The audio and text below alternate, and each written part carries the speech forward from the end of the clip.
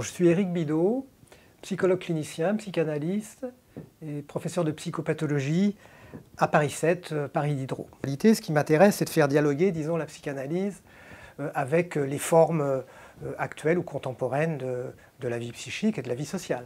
Alors, ce qu'on peut dire de la question du porno, la finalité, c'est de produire une excitation la plus rapide possible, la plus instantanée. Donc, ce qu'on peut dire, c'est que le porno fonctionne à la marge de la question amoureuse, mais d'une certaine façon laisse l'amour à l'écart, en quelque sorte. Alors, l'ado nous montre, par exemple, la clinique de l'adolescence, si vous voulez, nous montre combien les ados consomment du porno, et encore pas tous, mais enfin bon, un certain nombre, mais aussi les adultes, et combien la question amoureuse est bizarrement posée par l'exclusion même de la question amoureuse. Non pas que l'amour est annulé, mais l'amour est laissé de côté en quelque sorte. En tous les cas, intouché par la question sexuelle.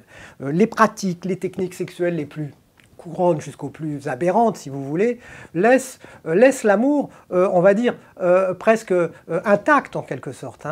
Et ce qu'on peut dire, c'est que, en tous les cas, on ne peut pas dire que les consommateurs de la pornographie sont des personnes qui, petit à petit, s'appauvrissent en capacité d'aimer, certainement pas. De même que les regardeurs, entre guillemets, du porno, souvent ont une sexualité, par ailleurs hétérosexuelle et homosexuelle, partagée, une sexualité partagée tout à fait normale. Donc il n'y a pas d'incompatibilité forcément. Mais ce sont deux choses qui fonctionnent d'une manière très parallèle, de manière asymptomatique, comme disent les psys, c'est-à-dire ça fonctionne ensemble, mais ça ne se rejoint jamais.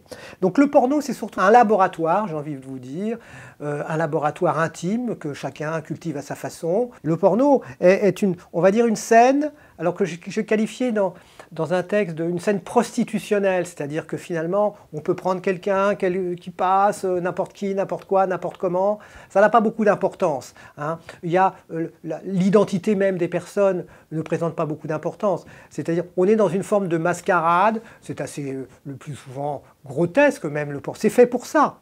Les personnes qui regardent le porno sont des personnes qui font la distinction très nette entre le fictionnel, c'est-à-dire le récit du porno, et la réalité. Et que ce serait faux de prétendre que l'ado, par exemple, va essayer de reproduire dans le réel ce qu'il a vu dans son film pornographique. Certainement pas. Il n'y a pas d'imitation, si vous voulez. Mais il y a en tous les cas une forme de stimulation très claire, stimulation pulsionnelle, mais stimulation aussi de la représentation, une forme de reconduction permanente du fantasme. Et donc il y a un aspect, on va dire, constructif, élaboratif. La question amoureuse reste une question, une problématique pour chacun, naturellement, mais que le porno n'est en rien, je ne crois pas du tout, en rien une offense même à la question amoureuse, et même on va dire, un virus qui viendrait le détruire en son cœur. L'amour reste, on va dire, intouché ou inchangé par la question pornographique.